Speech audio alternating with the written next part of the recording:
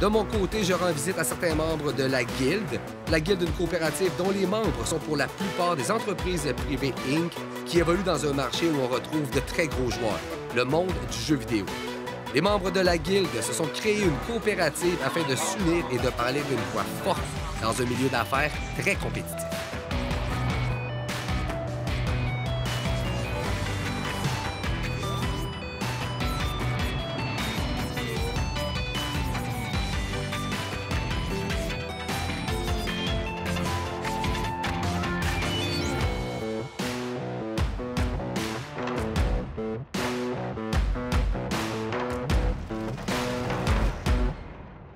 L'industrie au Québec est extrêmement forte. En fait, on est parmi les 3 plaques tournantes mondiales du jeu vidéo avec la Californie et le Japon. Il y a le Québec qui se joint à ces deux-là pour être un géant aussi dans le domaine. Et l'écosystème est composé de certains immenses studios internationaux qui se sont installés ici et de beaucoup de studios indépendants québécois aussi. La Guilde elle-même ne produit pas de jeux vidéo. C'est une coop de producteurs qui rassemble 176 studios indépendants de jeux vidéo québécois. Ce qui en fait, puis on en est bien fiers, ça en fait la plus grande association de producteurs de jeux vidéo dans le monde.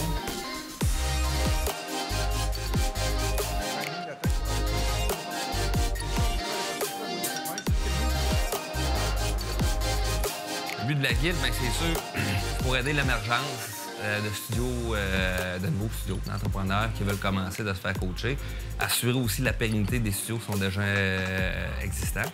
On veut aussi augmenter la visibilité médiatique politique des très petits studios. Quand ici, on sait qu'à Montréal, on a le plus gros studio de jeux vidéo au monde, juste eux, ils ont plus d'employés que les 176 studios membres de la Guilde. Donc, c'est dur d'entendre une voix, mais en étant tous ensemble comme ça avec la Guilde, bien, c'est plus facile d'avoir cette visibilité-là. Avant la Guilde, il n'y avait pas eu de force centralisatrice de tous les éléments indépendants. Donc, dans le fond, les indépendants étaient surtout chacun de leur côté. Il y a certaines personnes qui connaissaient d'autres personnes, donc il y avait des réseaux, mais c'est des réseaux qui étaient incomplets. Ce que la Guilde a amené, ça a été la centralisation de tous ces gens-là ensemble, le fait que ces gens-là ont pu avoir un espace commun pour se parler, se retrouver, puis un endroit où les nouvelles personnes peuvent venir s'inscrire tout simplement, puis automatiquement rencontrer tout le monde dans l'industrie de façon ludique et rapide. Ce que la Guilde a pu amener à l'écosystème qu'il n'y avait pas avant, c'était justement d'avoir accès à des services que des plus petits studios ne pouvaient peut-être pas se payer chacun dans leur coin. Donc, en se mettant ensemble, avec la force du nombre en plus, on peut aller chercher des tarifs avantageux pour ces studios-là. Donc, ça fait que les services sont moins chers et plus accessibles pour tous ces studios-là qui, autrement, auraient été moins équipés pour se concentrer sur ce qu'ils font de bien, c'est-à-dire faire des jeux vidéo, et pas nécessairement de la comptabilité ou du légal, etc. C'était faire des shadows, tu sais. En fait, que ce soit l'inverse. En fait, je pense que c'est celui que je peux faire. En ce moment, les particules sont aussi par-dessus l'eau.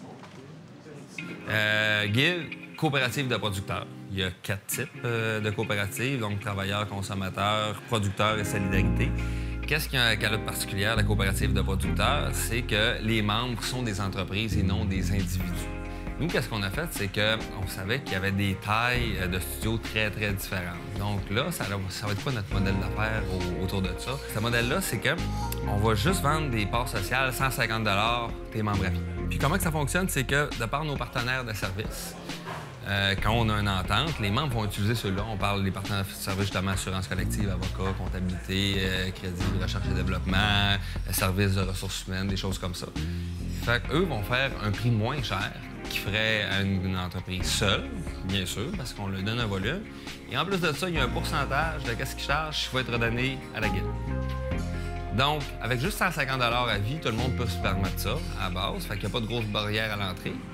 Et puis, bien, un plus petit studio va utiliser moins de services, un plus gros va en utiliser plus. Donc, organiquement, le design fait que les gens qui peuvent se permettre plus contribuent plus et le contraire aussi est vrai. C'est un des éléments qui m'a attiré à la Guilde, en fait, que ce soit une coopérative, parce que je pense qu'il y a 15-20 ans, on n'aurait pas vu ça, des jeunes qui se disent « unissons-nous dans une coop ». Je pense que ça aurait été un petit peu plus compétitif ou concurrentiel.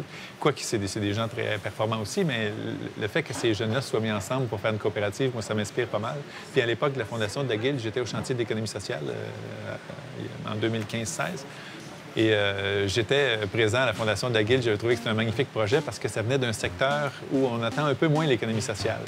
Parce que l'économie sociale est souvent vue dans les services à la personne, en soins aux personnes âgées, des choses comme ça, alors que c'est dans tous les secteurs de l'économie. Puis le fait que ça vienne du jeu vidéo puis des technologies, moi, je trouvais ça magnifique.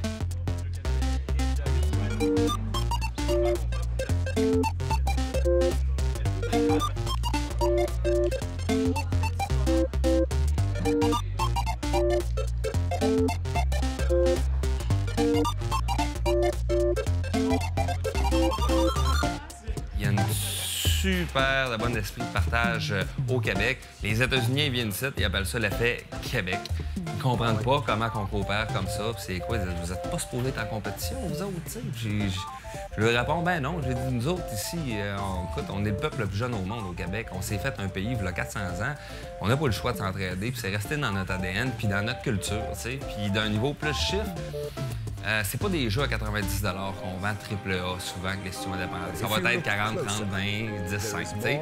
Mettons en bas de 40 $.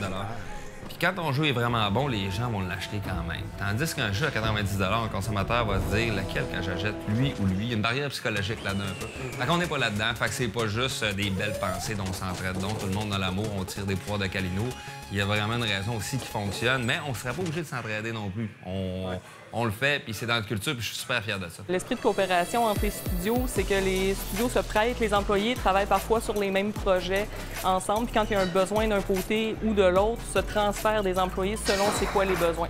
Quelqu'un a besoin d'un artiste, l'artiste change de côté. Quelqu'un a besoin d'un programmeur, le programmeur va de l'autre côté. Puis ils ont beaucoup de projets en commun comme ça. La collaboration entre les deux entreprises aussi soit très bonne. Excellente collaboration, mais l'espace aussi permet qu'il y ait une bonne entente envers tout le monde. Donc, tous les gens sont ensemble, travaillent conjointement dans les projets, puis il y a un bel esprit de communauté, puis c'est une des forces du fait d'être en coworking aussi. Là. Il y a des grands succès mondiaux. Ça, c'en est un ici. Red Barrels, c'est un studio de taille quand même assez petite, mais qui a un succès phénoménal avec son jeu Outlast. Hey, the outsider!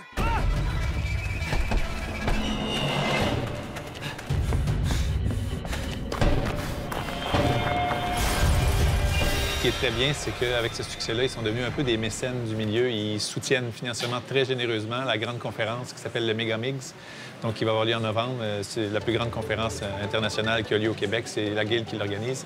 Et ils sont devenus des mécènes très généreux pour le secteur. Donc c'est bien de voir que des studios qui étaient petits puis qui étaient dans l'écosystème, une fois qu'ils sont au sommet puis qui ont un grand succès, redonnent à la collectivité.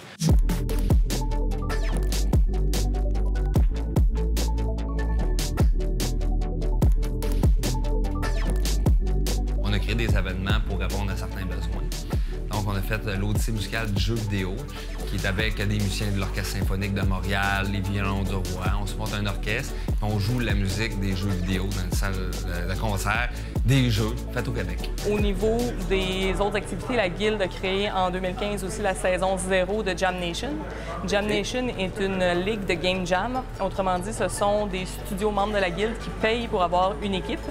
Et les équipes ont 48 heures pour faire un jeu de A à Z.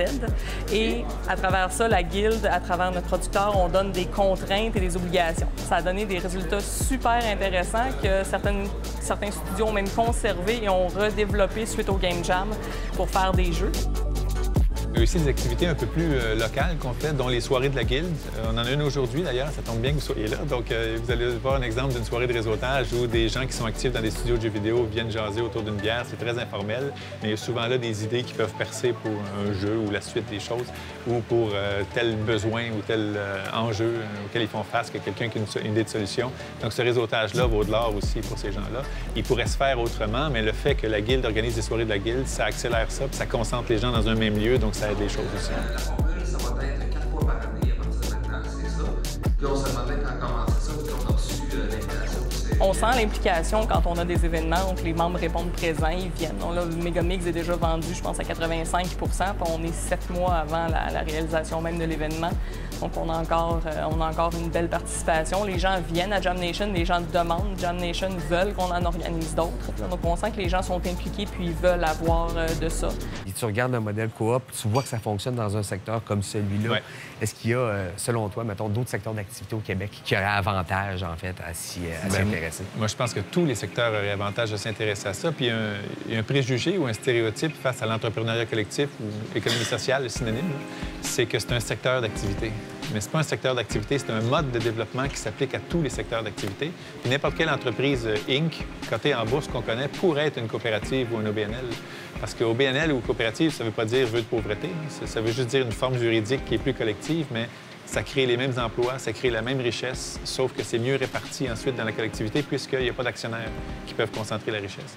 Donc, tous les secteurs d'activité économique sont propices à une coopérative de producteurs, de travailleurs, de coopérative de solidarité.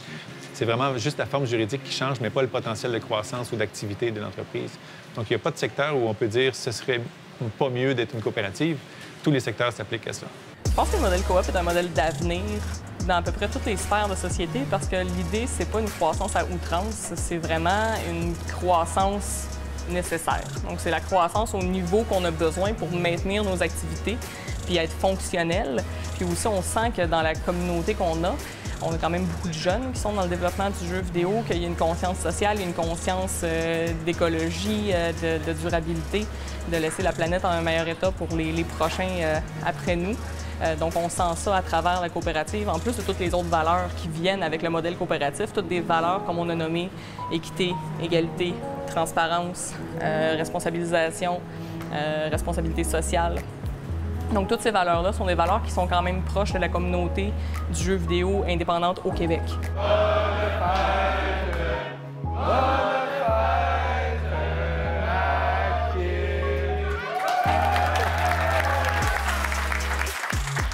La Guilde, c'est le plus gros regroupement de développeurs de jeux vidéo indépendants au monde.